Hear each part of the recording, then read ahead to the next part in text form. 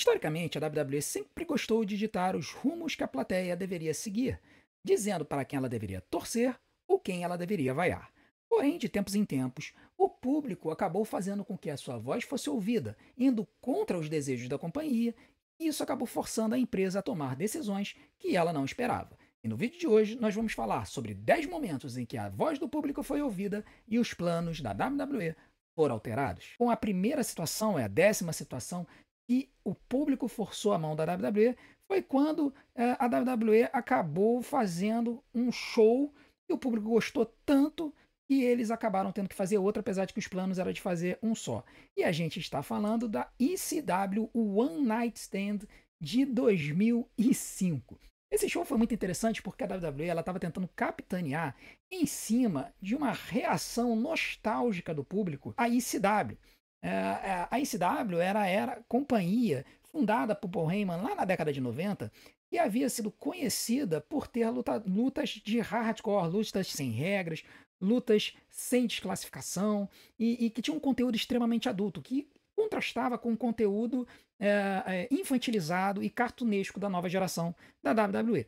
Então, o público gostava muito da CW, apesar de ser uma companhia muito pequenininha, e em 2001 a empresa acabou indo à falência. Mas a essência da CW permaneceu. A WWE tinha um título de hardcore, onde as lutas aconteciam também no estilo sem regras.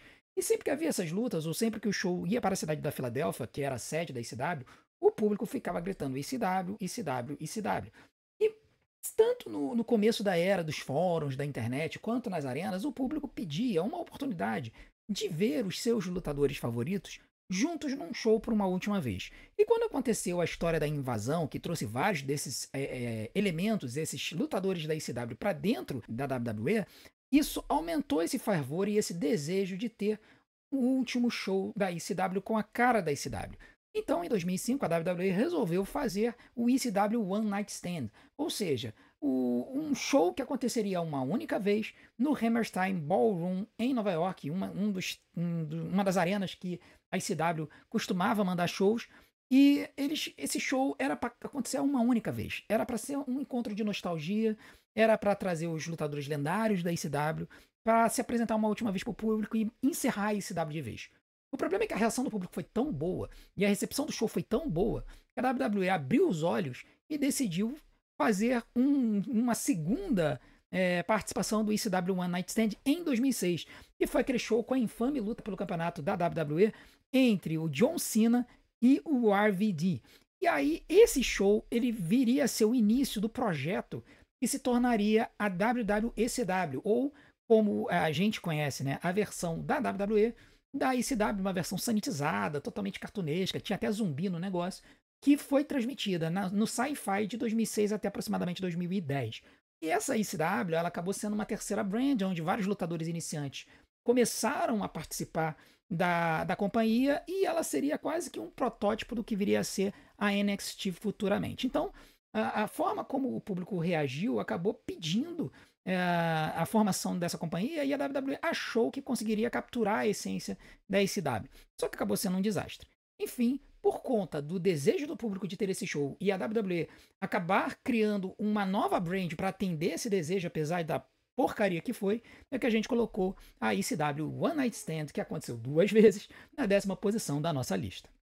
Já a 9ª posição foi provavelmente uma das reações mais negativas à conquista de um título por um lutador da WWE. Por parte de um lutador que era um verdadeiro jobber até ele voltar à companhia. Ele voltou, ganhou 1 ou 2 lutinhas, se classificou para uma luta pelo Campeonato Mundial e chocou o mundo ao vencer a luta. E contra um futuro Hall of Famer. E sim, nós estamos falando da vitória de Jinder Mahal contra Randy Orton no Backlash de 2017. Assim, a gente sabe que a WWE ela queria entrar no mercado indiano.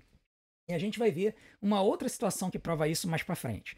E por conta disso, eles resolveram colocar o campeonato mundial no Jinder Mahal, que era um jobber. Ele participava do Three-Man Band com o Heath Slater e um coitado de um Drew McIntyre que estava completamente perdido na companhia. E o Jinder, ele foi embora da companhia. Quando ele voltou claramente cheio de esteroides anabolizantes no corpo. Não sei como ele conseguiu passar pelos testes que a WWE supostamente fazia. Mas o fato é que o Vince McMahon tinha uma tara por lutador muito grande e muito forte. Somando ao fato de que ele tinha uma ascendência indiana, apesar de ser canadense, acabou fazendo com que a WWE colocasse o título no Jinder Mahal, ganhando do Randy Orton no Backlash de 2017. A reação do público foi absurdamente negativa. A reação dos fãs nas mídias sociais, entre o fandom e os criadores de conteúdo na gringa, foi uma reação assim completamente estupafadamente horrorosa. Todo mundo detestou. A WWE ainda tentou empurrar o Jinder como campeão por um tempo, mas eventualmente ela não suportou a fúria dos fãs e da comunidade na internet e eles acabaram tirando o título do Jinder, fazendo ele perder o título sem muita fanfarra para o AJ Styles em um SmackDown perdido no final do ano e com isso enterrando de vez qualquer menção de Jinder Mahal no main event da companhia. Uma decisão desastrosa que a fúria dos fãs fez com que a WWE revertesse. Portanto, o title reign do Jinder Mahal fica em nono lugar da nossa lista de momentos que a WWE foi forçada a mudar seus rumos por conta dos fãs. Já no oitavo lugar, tem talvez o double turn mais orgânico da história da companhia, onde a reação dos fãs a um momento específico fez com que os lutadores tivessem que mudar no ato como que eles iriam agir e iria determinar a forma como um desses lutadores iria se portar no restante da sua carreira na WWE. E nós estamos falando do double turn de The Rock e Hulk Hogan na WrestleMania 18. A história, gente, era muito simples. O Hulk Hogan, ele veio para a WWE com o Scott Hall e o Kevin Nash no início de 2002, logo depois do fim da história da invasão. Diga-se por sinal, se os três tivessem vindo para a WWE durante a história da invasão, essa história teria sido muito mais bem sucedida. Mas isso não aconteceu, a WWE encerrou a história da invasão no final de 2001, no Survivor Series, só que eles conseguiram o contrato dos três no início de 2002, então a impaciência da WWE acaba custando caro para a empresa. Mas enfim, o Hogan, o Hall e o Nash vieram para a companhia e eles foram colocados como rios para poder enfrentar os principais lutadores da companhia. E a WWE resolveu colocar o Hogan lutando contra o The Rock, apesar do público, na verdade, querer que o Hogan lutasse contra o Stone Cold Steve Austin. O Stone Cold, coitado, acabou sendo colocado para lutar contra o Scott Hall. E no final das contas, quando foi começar a luta do Hogan com o The Rock, que era um Uber Face, e o Hulk Hogan, que era um mega heel, foram surpreendidos pela reação da plateia, que começou a vibrar pelo Hulk Hogan, por conta do sentimento absurdo de nostalgia que tomou conta da arena no WrestleMania 18. O The Rock e o Hulk Hogan no ato, olhando entre eles, percebendo a reação do público, decidiram instintivamente inverter os papéis. E o The Rock, que entrou como face, começou a lutar como heel. E o Hulk Hogan, que começou como heel, começou a se portar como face, inclusive mandando o Hulking Up, que era um movimento que ele só fazia quando ele era face. No final das contas, o The Rock venceu o Hulk Hogan, porém o Hogan ficou tão hypado pelo público que um mês depois a WWE colocou o título unificado da WWE no Hogan, depois de ele derrotar o Triple H, que era um mega face também da companhia, no show seguinte. Então, a forma como a WWE teve que aceitar a troca de alinhamento dos dois lutadores e decidiram no ringue mudar a forma como eles lutariam por conta da reação dos fãs, é que a gente coloca o Double Turn de The Rock e Hulk Hogan na oitava posição da nossa lista.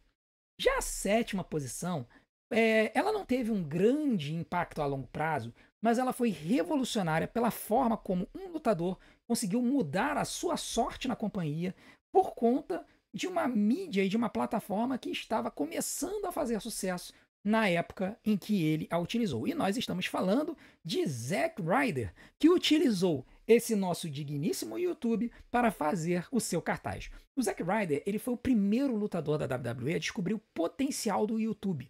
E ele começou a criar diversas histórias com o Z-True Long Island Story, e ele mandou fazer um cinturão para ele, onde ele se autodeclarou o campeão da internet. Apesar de ele ser um jobber na companhia, na época, ele começou a fazer tanto sucesso, mas tanto sucesso por meio do YouTube, que o público nas arenas começou a pedir por ele. E começou a fazer os gestos dele, aquele que ele fazia. E isso acabou fazendo com que a WWE fosse forçada a elevar o Zack Ryder. Ele nunca chegou ao main event, mas ele chegou a fazer lutas contra os main eventers. Ele teve uma feud com o John Cena envolvendo a Eve Torres, que era a namorada de kayfabe dele na companhia, e ele também se envolveu numa feud com o Kane, tudo mais ou menos ao mesmo tempo, uma confusão que só. O Zack, ele acabou ganhando um cartazinho. Depois, ele chegou a conquistar o campeonato intercontinental na WrestleMania 29, na sua terra natal, em Nova York, apenas para perder o título no Raw seguinte para o The Miz. Mas o fato é que, por conta desse cartaz que ele ganhou com o Z True Long Island Story, o Zack Ryder ele acabou sendo elevado a patamares que nunca havia conseguido alcançar. Então, por conta disso, e por conta de como o YouTube e o público do YouTube fez com que o Zack Ryder fosse elevado na companhia, é que o Z-Tron Long Island Story está na 7ª posição da nossa lista. Já o 6º lugar, ele provavelmente, se eu fizer essa lista daqui a 1 ou 2 anos, vai estar muito acima. Mas como é uma situação muito recente e que, inclusive, é a razão pela qual a gente resolveu fazer essa lista, é que esta forçada de barra do público sobre a WWE para recontratar um lutador é que a gente colocou essa conquista do público na 6ª posição. E sim, nós estamos falando do movimento We Want Truth. Eu sei, vocês vão me xingar, vocês vão falar que é primeiro lugar. Mas me entendam, estamos gravando esse vídeo literalmente 3 dias depois do fato ter acontecido. E apenas um dia depois da promo antológica do R-Truth, onde ele enterrou esta persona e passou a se chamar de Ron Killings. O fato é que o movimento We Want Truth foi totalmente orgânico e foi um movimento gerado pelo amor e o carinho que o público tem sobre esse cara que dedicou mais de 20 anos da sua vida à WWE. A história, para quem assistir esse vídeo daqui a um tempo, é que num movimento em que vários lutadores receberam a informação de que eles não teriam seus contratos renovados, o R-Truth recebeu uma proposta de renovação de contrato rebaixada, aproximadamente o que as pessoas dizem 40% a menos de salário. O R-Truth não aceitou e postou nas suas mídias sociais que ele estava deixando a companhia. Isso fez com que o público assumisse que a WWE havia mandado o R-Truth embora, gerando uma comoção, porque todo mundo ficou chocado com a possibilidade da WWE mandar uma pessoa tão querida do público e dos lutadores embora assim do nada. Esse movimento acabou sendo ouvido pela WWE, que trouxe o R-Truth de volta num momento mais chocante do Money in the Bank de 2025, quando ele causou a derrota de John Cena na luta dele de duplas com Logan Paul contra o Cody Rhodes e o Jey Uso.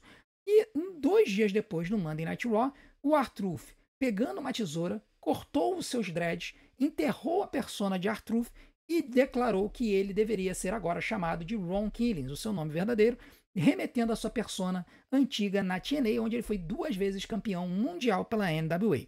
Uma persona séria, uma persona completamente diferente do palhaço da corte, do bonachão que era o R-Truth. Foi um movimento totalmente orgânico em que o público se fez ouvir e a WWE percebeu a mancada que fez e resolveu renovar o contrato com o R-Truth. E as histórias dizem que o R-Truth só aceitou ouvir a WWE depois que o próprio vice-presidente da companhia, Nick Khan, ligou para ele pedindo para que ele ouvisse a proposta. Então, como essa situação é muito recente, a gente colocou o movimento We Want Truth na 6ª posição. Mas eu tenho certeza que daqui a um ano, mais ou menos, quando a gente olhar para trás e ver qual foi a consequência dessa história, muito provavelmente este movimento We Want Truth vai estar mais alto na nossa lista. Em 5º lugar está o heel turn mais chocante da história pela reação que esse movimento causou. Porque a WWE quis fazer uma lutadora ser vaiada e no processo essa lutadora se tornou uma das maiores faces da companhia, uma das maiores mocinhas da companhia, de uma forma que chocou a todos.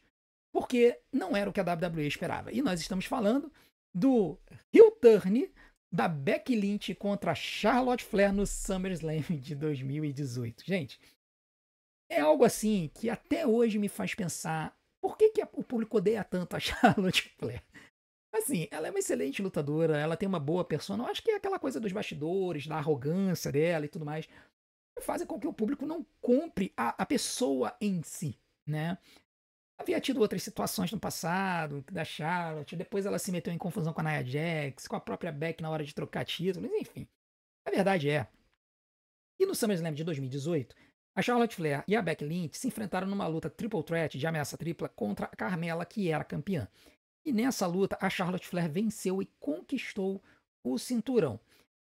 A questão é que depois da luta, a Becky Lynch atacou a Charlotte de forma absurdamente violenta, o que fez com que ela se tornasse efetivamente uma vilã.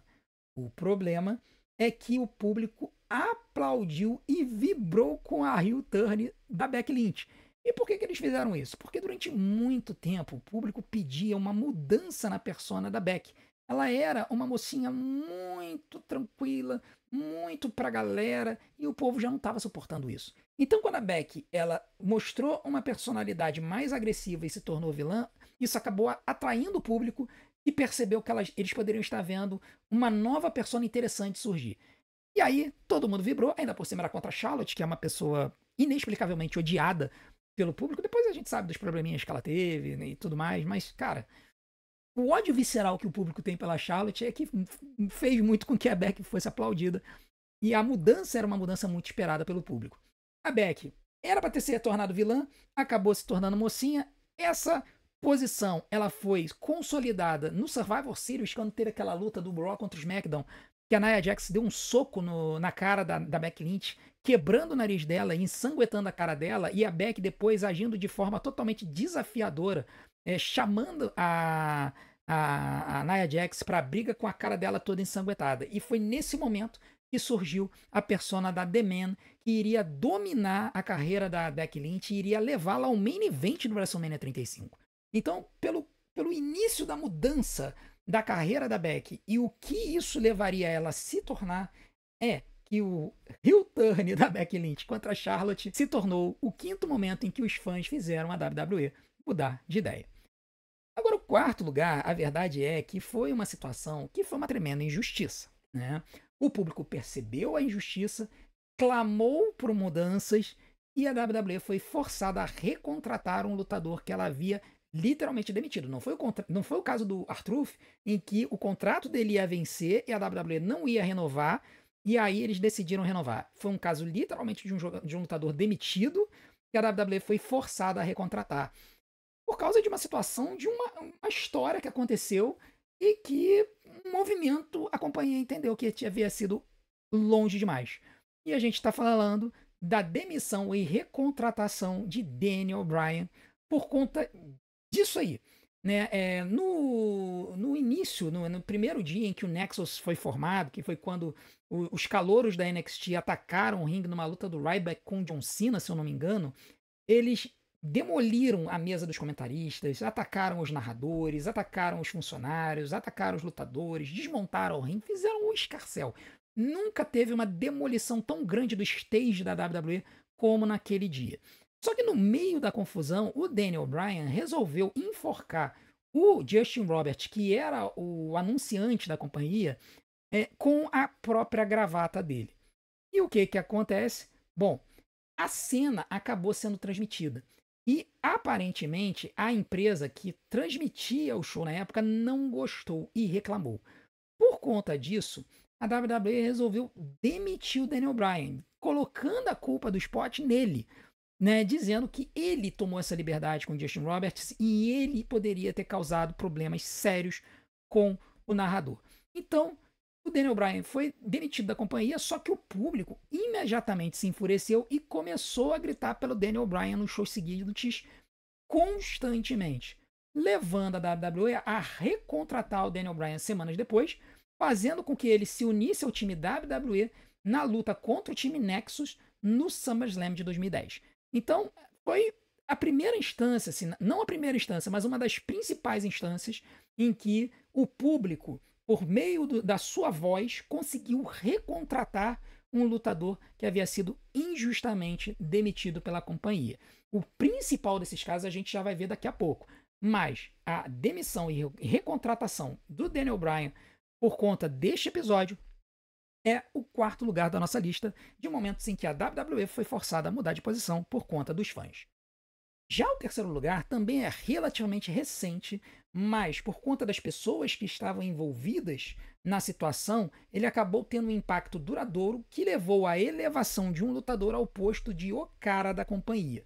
E nós estamos falando do movimento We Want Cody, que determinou o main event do WrestleMania 40.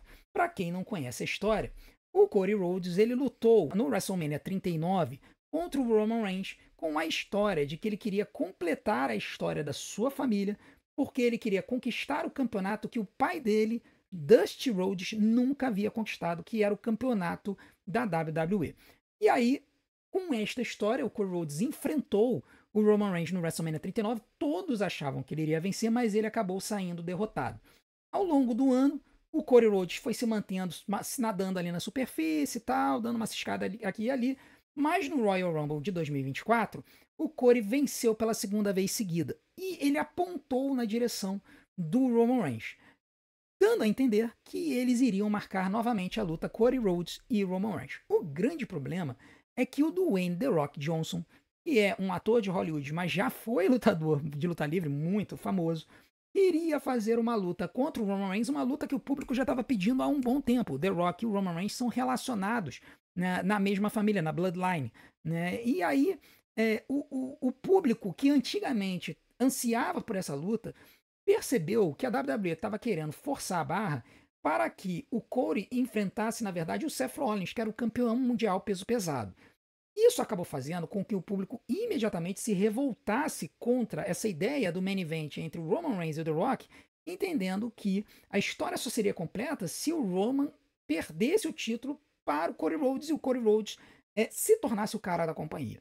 O público rapidamente levantou a hashtag We Want Cody, pessoas levaram cartazes para as arenas e gritaram We Want Cody em cada segmento que o The Rock ou o Roman Reigns apareciam.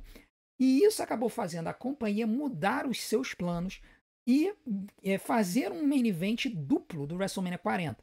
Na noite 1, lutaram The Rock e Roman Reigns contra Seth Rollins e Cody Rhodes. A dupla vencedora determinava as regras da luta entre Roman Reigns e Cody Rhodes no dia 2 da WrestleMania 40. Como o The Rock e o Roman Reigns ganharam a luta, o Roman Reigns pôde escolher que a luta do dia seguinte, WrestleMania 40, fosse uma Bloodline Rules, que era basicamente uma briga de rua. E aí, depois dos 10 minutos mais insanos da história da luta livre contemporânea, o Cody Rhodes conseguiu derrotar o Roman Reigns e se tornar o novo campeão da WWE, finalmente fechando a história para se tornar o cara da companhia. Por conta da reação do público e o desejo do público de que o Cody Rhodes finalmente encerrasse a sua história, fazendo com que a WWE desistisse de uma luta entre o Roman Reigns, que era o cara da companhia, e o The Rock, que era a principal estrela de filmes de ação de Hollywood, o movimento We Want Cody é o terceiro lugar da nossa lista. Agora, o segundo lugar é uma outra situação de um lutador que foi demitido da companhia e o público exigiu a volta dele.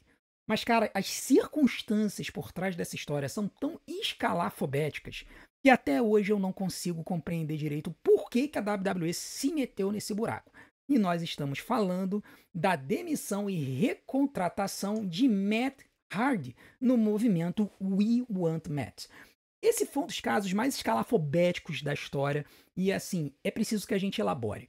O Matt Hardy, ele era namorado da Lita, que era uma lutadora muito conhecida dessa época na WWE. Só que o Matt, ele se contundiu, ele estourou o joelho e aí ele ficou em casa, sem viajar com a empresa durante muitos meses. Nessa época, os lutadores costumavam viajar muito de carro, de umas cidades para as outras, para poder economizar dinheiro. E aí o Matt pediu para que o seu melhor amigo na companhia, o Edge, o Adam Copeland, ficasse responsável por viajar com a Lita, que era amiga do Edge e havia sido amiga do Matt antes deles começarem a namorar. Bom, o que acontece? Você junta a Lita com o Edge viajando juntos durante muito tempo, os dois se apaixonaram e começaram a ficar. O problema foi que o Matt só ficou sabendo depois, quando viu umas mensagens no celular da Lita, descobrindo as mensagens de amor do Edge. Ele confronta a Lita implode em choro, o Matt fica indignado e o que ele faz? ele expõe o fato na internet.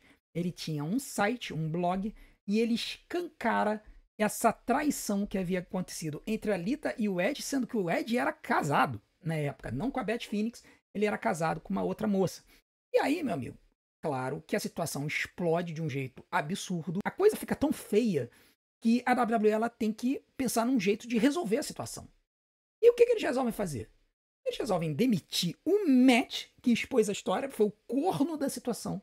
Ele acaba sendo demitido mesmo contundido, e o Edge e a Lita são colocados juntos. Então, o caso deles é reconhecido na frente das câmeras e eles são colocados juntos como amantes. Eles têm que encerrar uma história da Lita ser casada com Kane para ela se aliar ao Edge, e ali surge a persona do Rated R Superstar. O Edge ele se torna vilão e graças a esse relacionamento com a Lita na frente das câmeras, ele começa a ter uma personalidade muito mais afiada, muito mais arrojada. É claro que os fãs odiaram isso tudo. Então, durante os shows, durante muitas vezes, o público começou a gritar We want Matt, We want Matt, We want Matt. Quando o Edge e a Lita apareciam nas câmeras, o público gritava You screwed Matt, né? Você ferrou o Matt, né? Podendo ser também traduzido como um palavrão para a Lita, no caso de ela ter tido relações com o Edge, né? Então eles trocavam às vezes o nome do Matt pro Edge para criticar a Lita. Moral da história: a situação ficou insuportável, os shows estavam sendo completamente sequestrados pelo público, e aí a WWE resolveu incorporar também o retorno do Matt Hardy. Então, em um show que a Lita participou, era um show chamado WWE Bite Diz, onde eles atendiam telefonemas do público ao vivo. O Matt ligou pro show e começou a esculhambar a Lita ao vivo. Parecia chute, parecia ser verdadeiro, mas depois se descobriu que era história.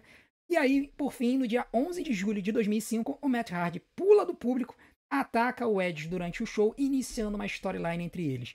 E infelizmente o Matt sai por baixo, tá? O Edge acaba vencendo essa storyline. Então, por conta da situação toda, das traições, das histórias, de tudo que se envolveu nessa situação, o movimento We Want Matt para a recontratação do Matt Hardy ficou no segundo lugar da nossa lista de momentos em que o público forçou a mão da WWE.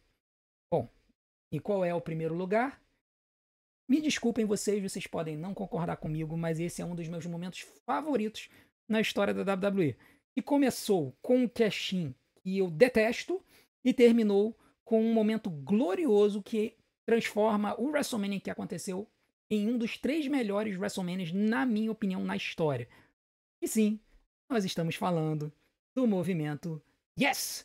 Do movimento em que Daniel Bryan foi alçado ao posto de campeão da WWE.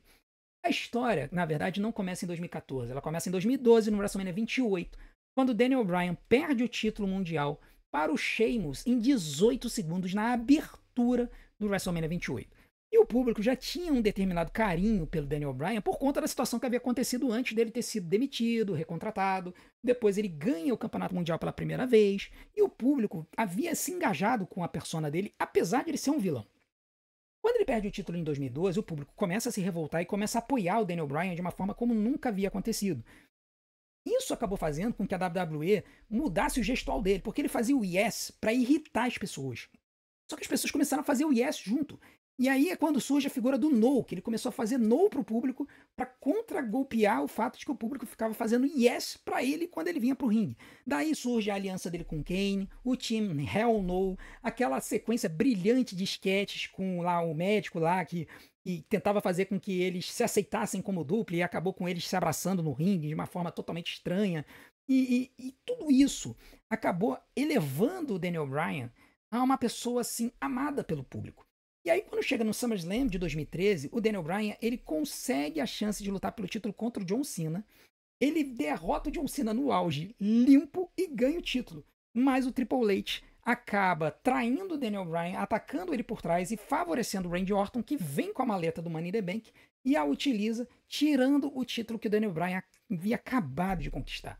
Isso deixa o público enfurecido. As histórias que seguem depois eram basicamente a autoridade, o Triple H, a Stephanie e o Randy Orton dizendo que o Daniel Bryan nunca ia chegar ao topo da companhia porque ele era um lutador de nível B+, ou seja, era um lutador de segundo escalão, era um lutador bom, mas não era excelente.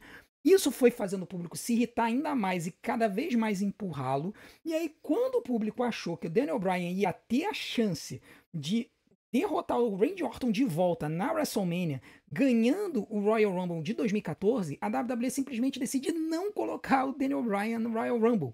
O público ficou esperando ele aparecer até o número 30, quando bate o número 30, ele não aparece. No final das contas, o Batista, que havia voltado para a companhia, ganha o Royal Rumble para enfrentar o Randy Orton na WrestleMania, só que o público simplesmente não dão nada por isso, e simplesmente se lixam para isso, eles ignoram tudo o que acontece, eles começam a gritar pelo Daniel Bryan durante os shows, começam a fazer o yes na cara da autoridade, e a situação fica tão insuportável que a WWE cria este storyline, este angle, essa história no Monday Night Raw, que foi o sequestro do Monday Night Raw, quando o Daniel Bryan traz um monte de fãs com a camisa dele, na verdade era tudo trabalhador da WWE e parentes, para o ringue para sequestrar o final do show enquanto o Triple H não aceitasse os termos dele. E quais eram os termos? O Daniel Bryan chega e desafia o Triple H. Era a luta que haviam determinado que o Daniel Bryan teria pro WrestleMania. O Triple H aceita. Beleza. Só que o público não aceita isso. Ninguém aceita isso. O pessoal começa a vaiar. O pessoal achou que a WWE ia entregar um negócio que ninguém queria. E aí o Daniel Bryan chega depois e fala: ó, seguinte, se eu ganhar de você, você me coloca na luta do main event contra o Batista e o Randy Orton, transformando a luta numa triple threat. O Triple H se irrita, mas aceita. O Daniel Bryan consegue o que ele queria. O Triple H vende a ideia que ele nunca vai conseguir. O Daniel Bryan nunca conseguiria derrotar o Triple H, mas quando chega na WrestleMania, o Daniel Bryan consegue derrotar o Triple H, é atacado pelo Hunter logo depois, né? E ele acaba ficando todo estropiado pro main event, mas o Daniel Bryan vai pro main event e consegue vencer a luta, fazendo o Batista bater, preservando o Randy Orton, que era o campeão, né? O campeão não sofreu a decisão, e com isso Daniel Bryan se tornou o novo campeão da WWE. Por conta de toda essa storyline que rolou durante 2 anos do público exigindo que o Daniel Bryan fosse empurrado, até a sua culminância no WrestleMania 30, é que o movimento Yes, na minha opinião, é o primeiro lugar da lista de momentos em que o público forçou a mão da WWE.